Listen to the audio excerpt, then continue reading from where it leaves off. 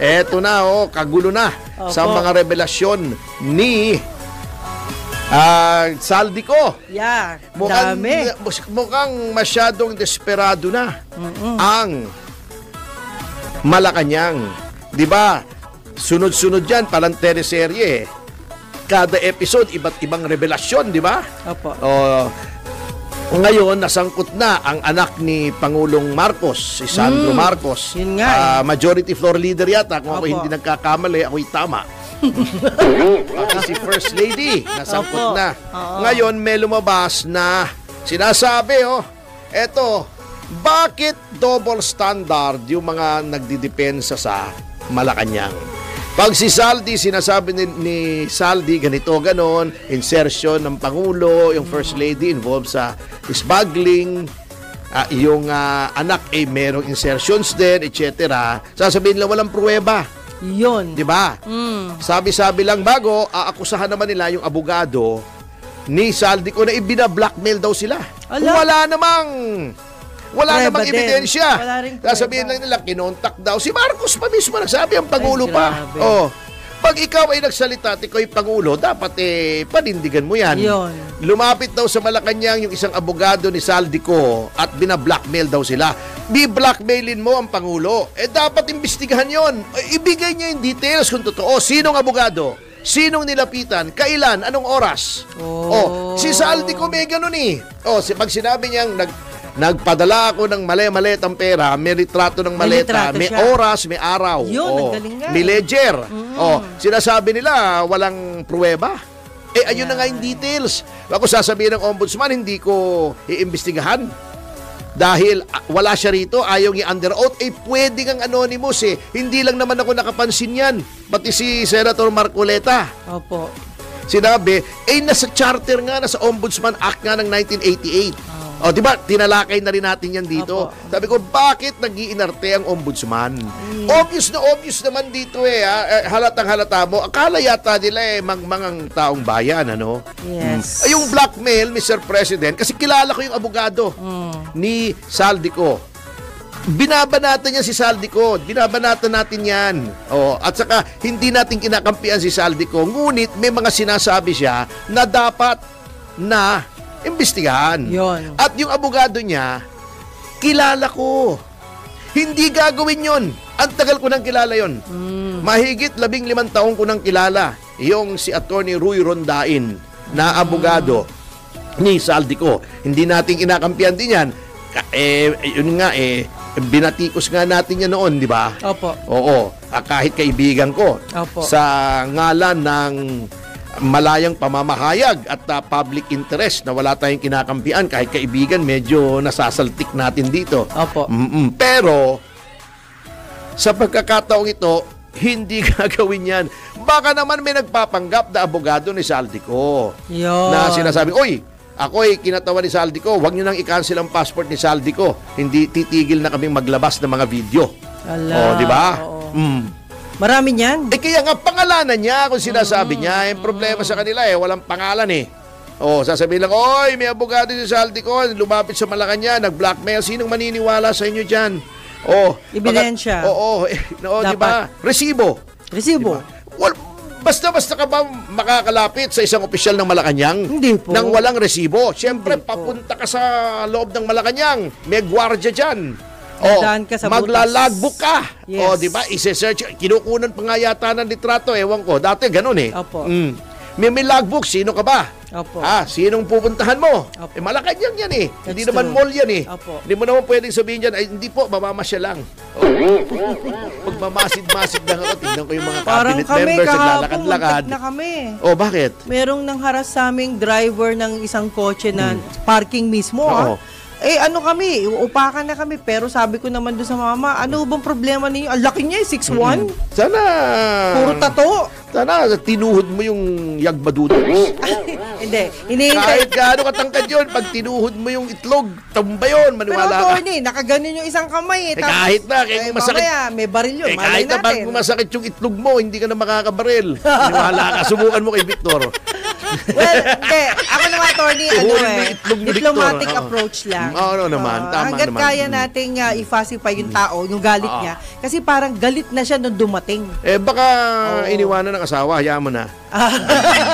Well, anyway, pero attorney, dahil nga sa pagkawala mo, marami akong mga anyway, ituloy ko lang yung sa akin. Sige po, sige. Wala tuloy ako, nasaan ba yung sa akin? Yung sa'yo pa.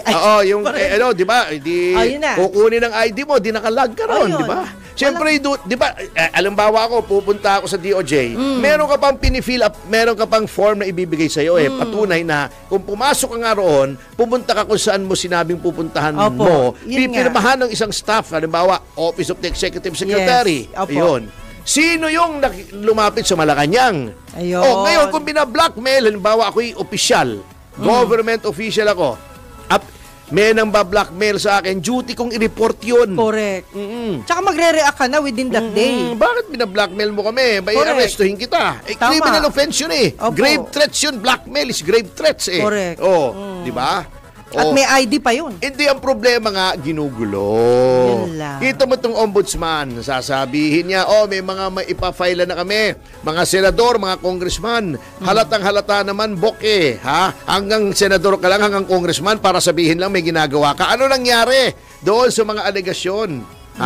Laban sa Pangulo, di mo ba imbestigahan yan? Wala. Talaga bang nandyan ka para protektahan ang Pangulo, yung kasalukuyang Pangulo? Halata naman eh. O yung ICI, pupunta si Arjo Atayde at saka yung si isang congressman na tinuro ni Saldico.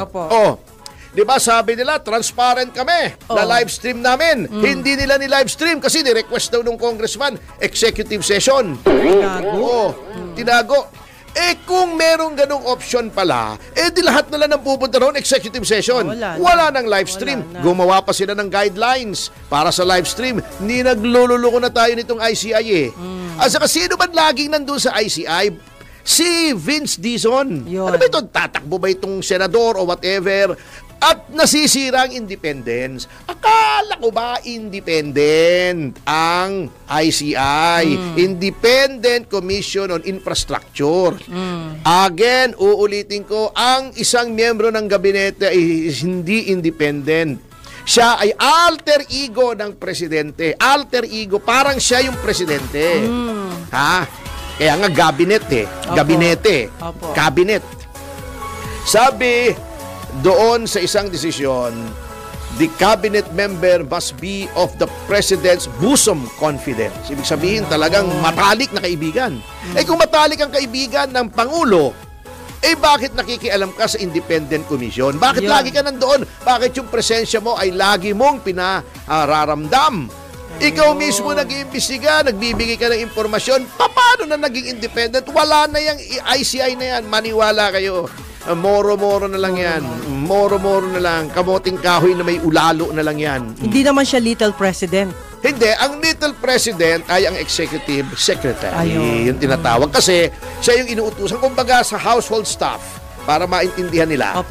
Household staff. Halimbawa, ikaw ay mayaman. Siyempre, meron kang gardinero. May kusinero. Di ba may nagsisilbi, naglilinis, naglilinis ganito, di ba? Naglilinis sa loob, naglilinis sa labas, di ba? Naglalaba, nagpaplansya, marami kang staff. Di ba, pag ganun may mayordomo o mayordoma. Yung mayordoma, yung amo, si Don, halimbawa, Don Agaton.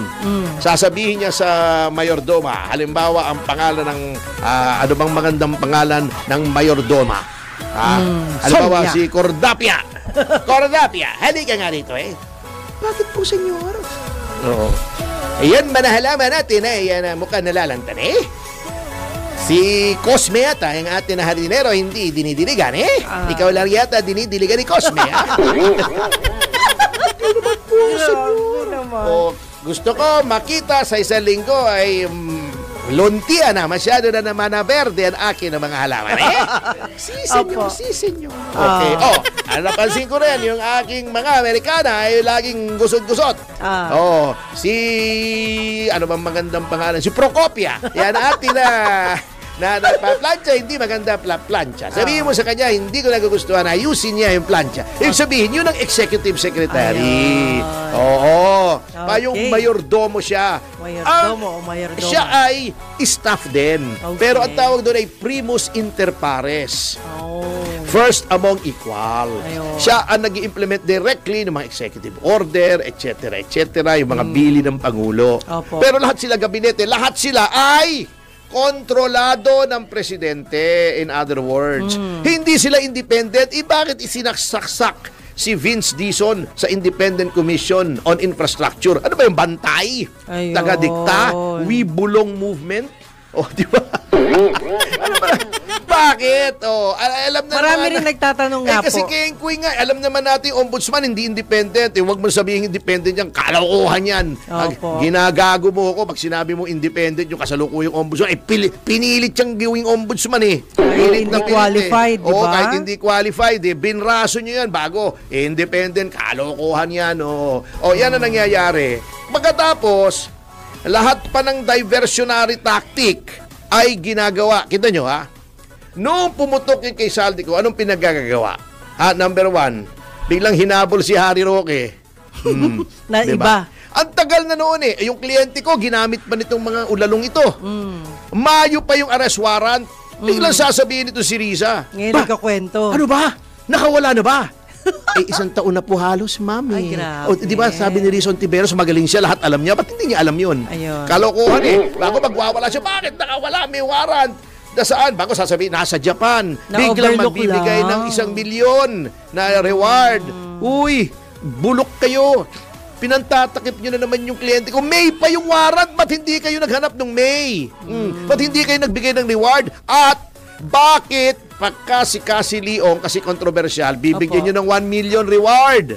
Diba? O pakakancel nyo yung passport. Yung mga pumapatay ng mga journalist, si Johnny Dayang, pinatay. 500 lang ang binigay nyo reward, pinatay. Sino bang pinatay nitong kliyente ko? Bakit yung tao natin dito, kaibigan natin sa DWIC, si Noel Belen Samar, walang reward para hanapin. Galing sa DOJ DOJ. Eto, 1 million. Anong ginawa? Dinimanda si General Romeo Poquis at ilang mga general.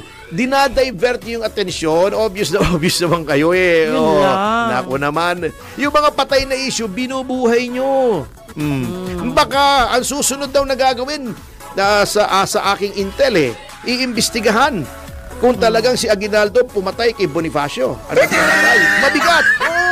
Para lang ma-divert. Kala ko si Magellan at Lapu-Lapu. Pinaimbestiga rin kung nasabotahe ba yung eroplano ni Ramon Magsaysay. Kaya bumagsak. Mabigat. Grabe na yan, sir. Mabigat. Naman. Patay na mga involved dyan. Ikaw naman. At saka yung pagkamatay ni Sakay, tinitingnan kung bakit tinraidor si Sakay at nahuli ng mga Amerikano, paimbestigahan din daw para lang may mapag-usapang iba. Grabe.